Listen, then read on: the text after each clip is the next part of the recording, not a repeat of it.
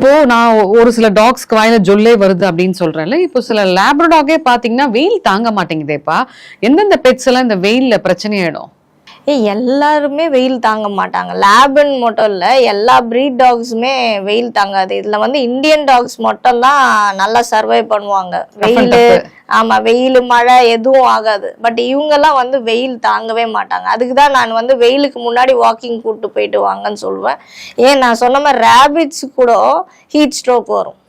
So அதுக்குதான் நான் கூலான இடம் வைங்கன்னு சொல்றேன். பேர்ட்ஸ் ஆகட்டும், இந்த மாதிரி இதுவாகட்டும், எல்லாருக்குமே ஷேடு தேவை.